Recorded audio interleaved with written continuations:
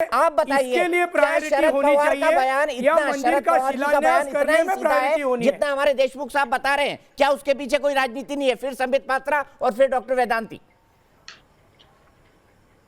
ये आपने मुझसे पूछा? जी जी, आपसे। क्या यह बयान इतना ही सीधा है जितना देशमुख साहब बता रहे हैं?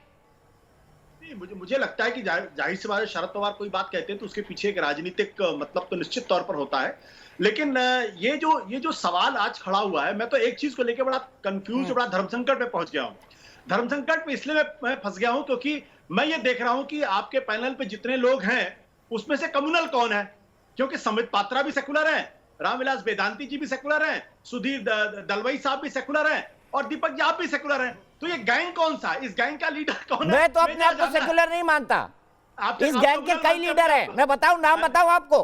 सेक्युलर गैंग के लीडर बताऊं? सेक्युलर गैंग के सबसे बड़े leader Asaduddin Owaisi, secular gang के पुराने पार्टी साथी प्रशांत भूषण, कई सारे लोग हैं। Secular gang against communal gang, ऐसा कुछ हुआ है क्या? आप ये कहना चाहते हैं कि आप कम्युनल? मैं सेक्युलर नहीं हूं।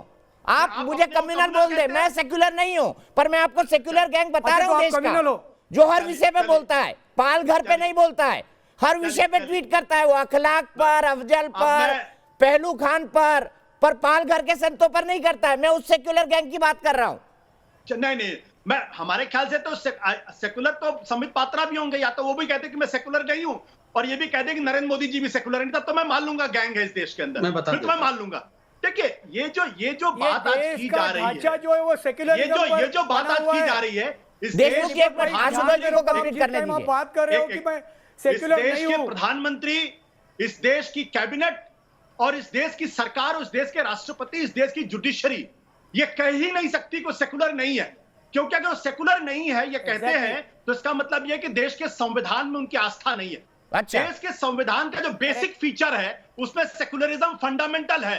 तो देश के फंडामेंटल नहीं है सर, 1976 का एक क्लॉज है आशुतोष जी। इस पर मैं डिस्कशन पर आऊंगा। पहले डॉक्टर संबित पात्रा हाथ उठा रहे, फिर डॉक्टर वेदांती के पास चलना है। संबित पात्रा जी, मैंने कह दिया है मैं सेक्युलर नहीं हूं, मैं एक इंडियन हूं, और इंडियन होने के लिए ये जरूरत नहीं है कि मैं सेक्युलरिज्म का ठप्पा अपने ऊपर लगाऊं।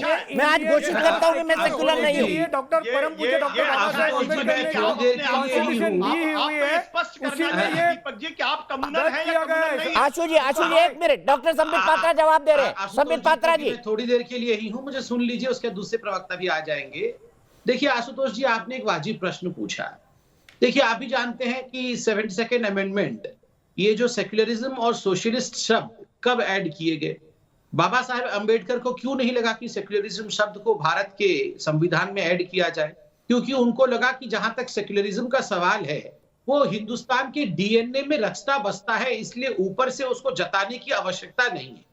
मगर 70 वर्षों तक जिस प्रकार से इस विषय को अपीजमेंट के लिए जताया गया है, जब दीपक भाई कहते हैं वो सेक्युलर नहीं है, उसका अर्थ है वो स्यूडो सेक्युलर नहीं है।